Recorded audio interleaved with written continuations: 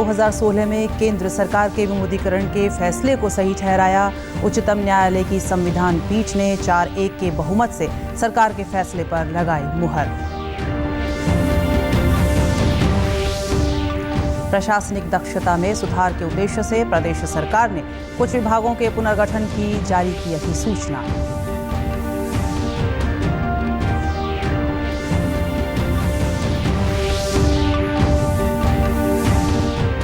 मुख्यमंत्री ने प्रजापिता ब्रह्म कुमारी ईश्वरीय विश्वविद्यालय माउंट आबू में आयोजित राष्ट्रीय सम्मेलन में की शिरकत।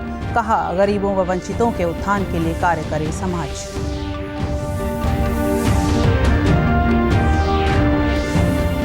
और पंचकुला स्थित प्राथमिक प्रशिक्षण केंद्र में आईटीबीपी जवानों को दिया जा रहा है कुंग-फू, कराटे, मार्शल आर्ट और बिना हथियार डिफेंस करने का प्रशिक्षण। नमस्कार, मैं रूपा महलावत। अब समाचार विस्तार से।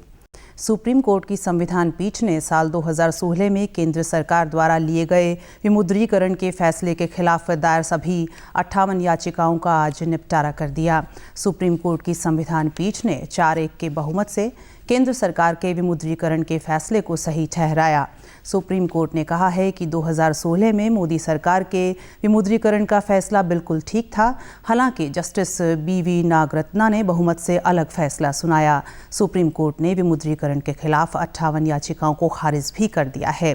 कोर्ट ने 1000 रुपये और 500 रुपये के नोटों को अमान्य करने के केंद्र सरकार के फैसले पर कहा कि सरकार ने RBI से गहन चर्चा के बाद ही कोई निर्णय लिया है।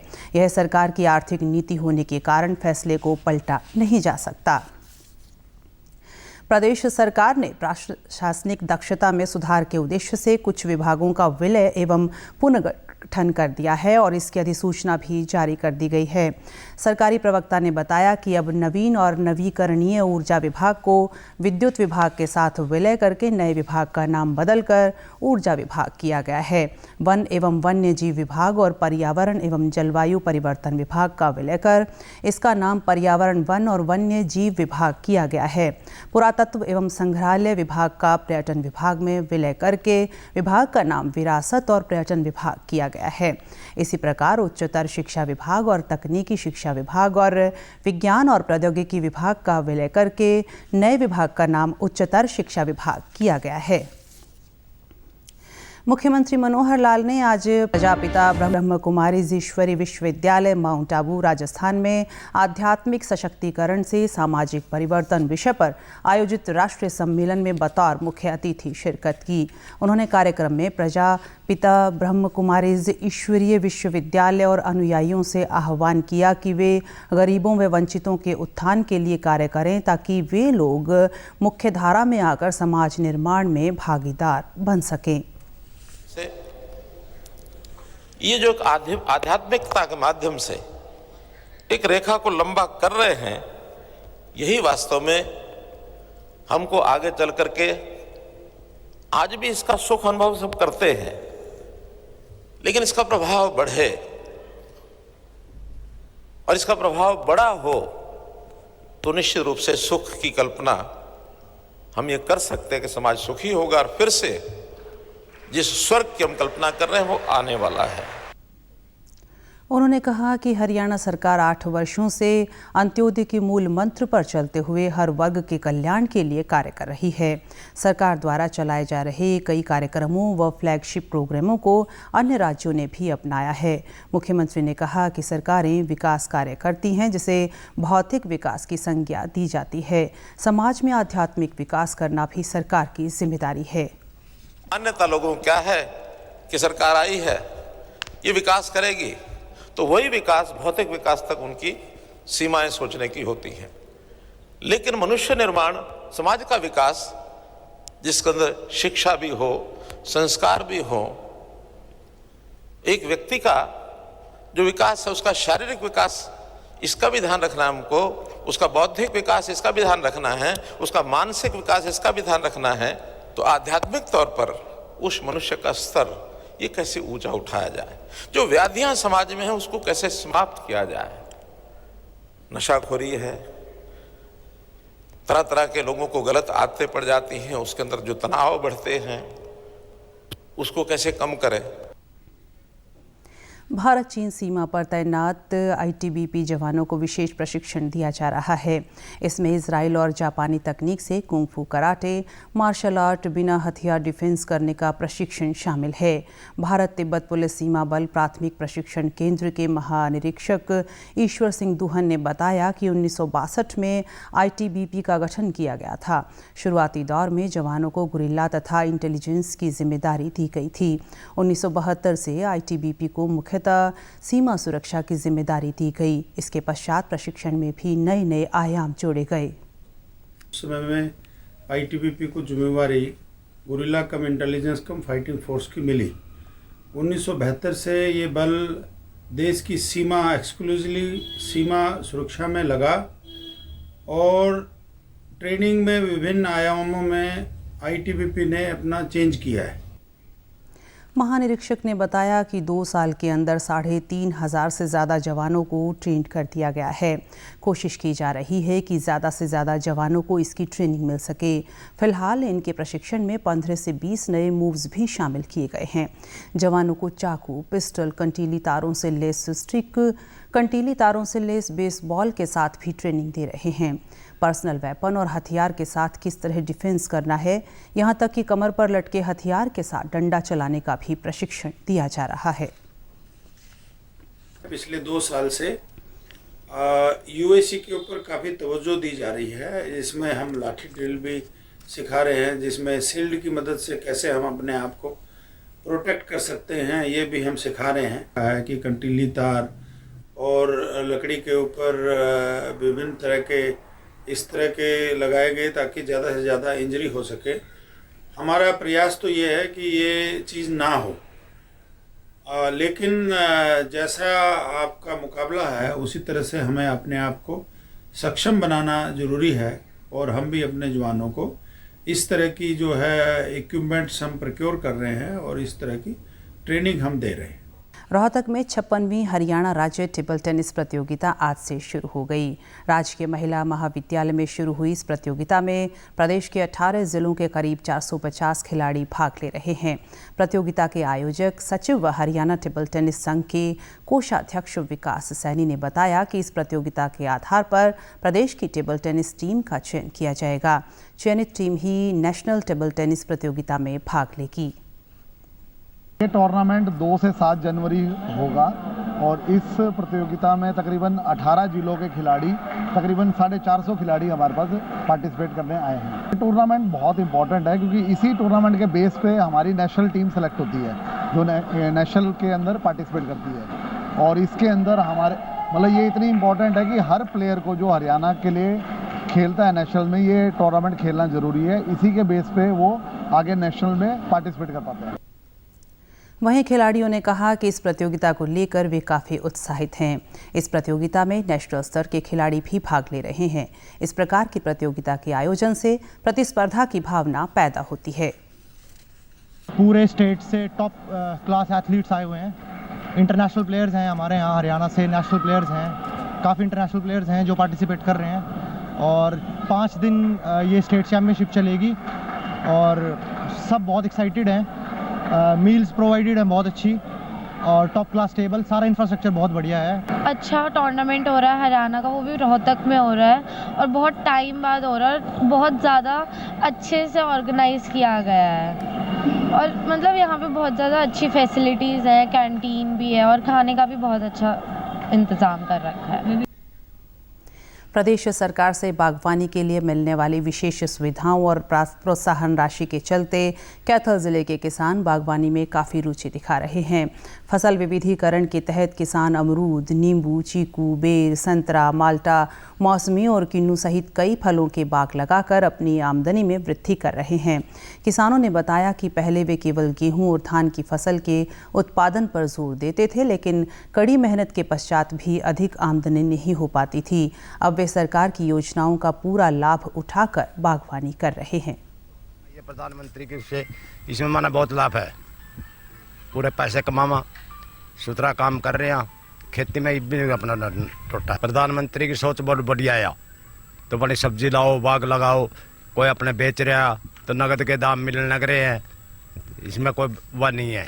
इसमें जो भी मतलब गवर्नमेंट्स की योजनाएं है वो सभी का लाभ मिला है जी मेरे को। जैसे बागवानी पे सब्सिडी मिलती है जी, वो भी मेरे को मिली है जी।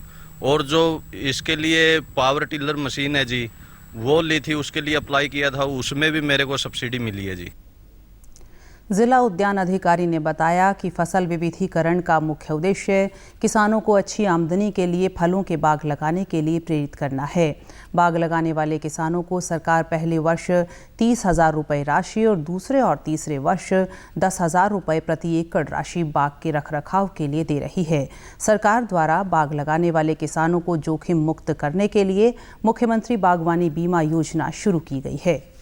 में रखते हुए सरकार द्वारा महत्वपूर्ण कदम उठाया गया और पिछले साल 12,000 रुपये प्रति एकड़ पहले वर्ष पर अनुदान देने का फैसला किया, जो कि इस बार माननीय मुख्यमंत्री जी द्वारा बढ़ाकर 30,000 रुपये प्रति एकड़ हर एक किसान को विविधीकरण की तरफ उसको अग्रसर करने के लिए प्रोत्साहन राशि के रूप में दिया जा रहा है। 30,000 रुपये पहले वर्ष में, उसके बाद 2 साल के लिए रख रखाव के रूप में 10,000, यानी कि उसका 1/3 अगले साल और उसका 1/3 अगले साल। इन विविधीकरण का मेन कारण जो है वो है अपना पानी की बचत करना। प्रधानमंत्री जीवन ज्योति बीमा योजना ग्रामीण लोगों के लिए सुरक्षा कवच बन रही है। ग्रामीण क्षेत्र से जुड़े लोग और किसान इस बीमा योजना का लाभ उठा रहे हैं। भिवानी के हरियाणा क्षेत्रीय ग्रामीण बैंक के प्रबंधक सतीश शर्मा ने कहा कि बैंक द्वारा योजना की जानकारी गांव-गांव में दी जा रही है। उन्होंने बताया कि इस योजना के तहत मात्र 436 रुपये में 2 लाख रुपए का बीमा किया जा रहा है। अगर 1 वर्ष के दौरान खाता धारक की मौत होती है तो बैंक 2 लाख रुपए उसके परिवार को देगा। ग्रामीण प्रवेश के लिए और सभी ग्राहक के लिए जिसकी एज 18 से 50 ईयर है, उसमें हम प्रधानमंत्री जीवन ज्योति बीमा की योजना है। इस योजना के तहत कोई भी अकाउंट होल्डर जो इस एज दायरे में आता है, 436 रुपये में 1 साल का इंश्योरेंस होता है। इस इंश्योरेंस में अगर कोई कैजुअलिटी होती है तो उसकी फैमिली को 2 लाख रुपए मिल जाएंगे। दूसरी स्कीम है बैंक की प्रधानमंत्री सुरक्षा बीमा योजना। इस योजना के तहत 18 to 70 ईयर के जो सिटीजन हैं, जो हमारे अकाउंट होल्डर हैं, वो इनरोल होते हैं और इस योजना में जो चार्जेज है वो 20 रुपये है। ये आपको एवरी ईयर रिन्यूअल करवाना पड़ेगा। गांव में मेला भी लगाते हैं, गांव में जाते हैं, फ़ोन भी करते हैं पार्टीज़ को, क्योंकि ये बहुत ही अच्छी स्कीम है। वहीं ग्रामीणों ने कहा कि प्रधानमंत्री जीवन ज्योति बीमा योजना के तहत उन्होंने यह बीमा करवाया है और किसी भी प्रकार की अनहोनी होने पर उनके आश्रितों को सरकार द्वारा 2 लाख रुपए दिए जाएंगे। बीमा योजना ये ग्रामीण बैंक से जो 436 रुपये में ये 2 लाख का बीमा है, वो बहुत ही अच्छा लाभदायक है और मैं ग्रामीण से आता हूँ और हर एक आदमी को यही कहता हूँ कि 436 रुपये का बीमा ज़रूर करवाए। जीवन बीमा योजना चलाई हुई है, ये बहुत ही अच्छी स्कीम है। ये ग्रामीण बैंक में मेरा खाता है, वहाँ पर मैंने 436 रुपये पर ईयर भर रहा हूँ और 1 साल में 2 लाख रुपए मिलेंगे। अगर कोई अनहोनी घटना घटित हो जाती है तब मिलेंगे ये। नूंह जिले में आकांक्षी जिला कार्यक्रम की प्रगति को देखते हुए नीति आयोग द्वारा 5 करोड़ की अतिरिक्त प्रोत्साहन राशि स्वीकृत की गई है। केंद्र सरकार द्वारा देश के अति पिछड़े 112 जिलों में आकांक्षी जिला कार्यक्रम चलाया जा रहा है। इन जिलों में स्वास्थ्य, कृषि, जल संसाधन और बुनियादी ढांचे सहित हर क्षेत्र में सुधार की आवश्यकता है। केंद्रीय स्तर पर इसका संचालन नीति आयोग, राज्य और जिला प्रशासन की सक्रिय साझेदारी में किया जा रहा है। प्रदेश में केवल नूंह जिले में आकांक्षी जिला कार्यक्रम चलाया जा रहा है। नूंह के उपायुक्त ने कहा कि जिला प्रशासन व सभी विभागों के अधिकारी आकांक्षी जिला के सभी इंडिकेटर पर काम कर रहे हैं। इन्हीं प्रयासों के चलते पिछले वर्ष स्वास्थ्य सूची में 112 जिलों में नूंह को दूसरा स्थान मिला था। इसी तरह ओवरऑल डिस्ट्रिक्ट रैंक में नूंह तीसरे स्थान पर रहा था। ओवरऑल डिस्ट्रिक्ट का रैंक 3 था 112 जिलों में। इसके साथ ही जून में हमारा जो शिक्षा का रैंकिंग था वो पूरे कंट्री में 2nd आया। उन्होंने बताया कि पहले 5 स्थानों पर आने वाले जिलों को आयोग द्वारा अतिरिक्त प्रोत्साहन राशि दी जाती है। इसके तहत नूंह जिले के लिए तकरीबन 5 करोड़ रुपए की राशि स्वीकृत की गई है। इसके लिए अभी जिला प्रशासन से प्रोजेक्ट मांगे गए हैं। एनीमिया मुक्त भारत अभियान और कौशल विकास के क्षेत्र में भी प्रोजेक्ट तैयार किए जा रहे हैं। सो आयोग की एक स्कीम है कि जो रैंकिंग टॉप 5 में आती हैं किसी क्षेत्र में और ओवरऑल में, उसमें इंसेंटिव मनी प्रोजेक्ट्स की फॉर्म में दिया जाता है। तो अभी हमारे जिले को भी कुल जो इंसेंटिव अमाउंट है वो 5 करोड़ ऑलरेडी सैंक्शनड है। इसके तहत अभी प्रोजेक्ट्स हमसे मांगे गए, उसी पे भी कार्य चल रहा है। जैसा कि हम जानते हैं कि नूंह जिले में जो हमारा रूटीन इम्यूनाइजेशन है, अपना एनीमिया मुक्त भारत अभियान है, इसके लिए भी बहुत ज्यादा जागरूकता और ज्यादा कार्य करने की आवश्यकता है। और अंत में इस बुलेटिन के मुख्य समाचार एक बार फिर। सुप्रीम कोर्ट ने 2016 में केंद्र सरकार के विमुद्रीकरण के फैसले को सही ठहराया। उच्चतम न्यायालय की संविधान पीठ ने 4-1 के बहुमत से सरकार के फैसले पर लगाई मुहर। प्रशासनिक दक्षता में सुधार के उद्देश्य से प्रदेश सरकार ने कुछ विभागों के पुनर्गठन की जारी की अधिसूचना।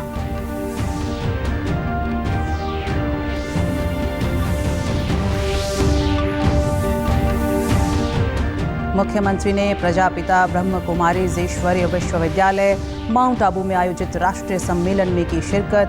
कहा, गरीबों व वंचितों के उत्थान के लिए कार्य करे समाज।